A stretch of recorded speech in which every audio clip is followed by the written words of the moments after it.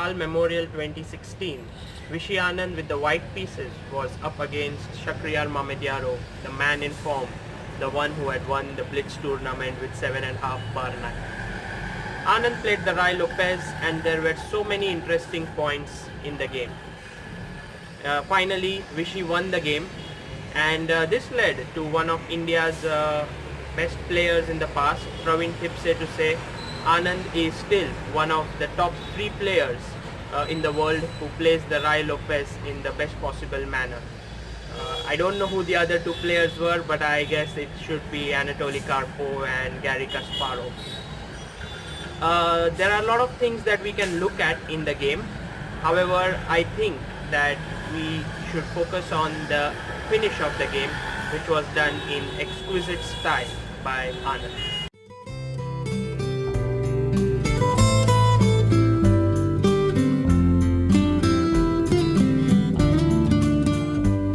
This was the position reached between Anand and Mamedyarov after 49 moves. It's Anand, white's move over here, and you have to find a way in which you can win this game. As you can see over here, the b6 pawn is currently opry. So, the pawn cannot be saved because otherwise the knight on g7 would be hanging. Anand went into this variation clearly seeing all the complications, and he was very well aware about what he was doing. At this point, an anecdote comes to my mind which was told to me by my wife Amruta. She said once to me that Surya Shekhar Ganguly, who had a coaching camp with them, told them that once he reached a position and after that he calculated for nearly half an hour and finished the board. I really like this concept of finishing the board. What does that exactly mean? Well, finishing the board means that you have seen almost everything. You have seen all the complications and you win in each and every variation. And I think this is what Anand did in this position. He finished the board. He played the move over here, knight takes h5. This is with a clear intention of giving knight f6 check and taking the bishop on d5. But Mamedyarov had this check prepared, bishop c4. Now, Anand moved his king to f2 and Mamedyarov took the pawn on g6. Well, if white didn't have anything over here, the game would end in a draw. But this is where Anand had seen it all.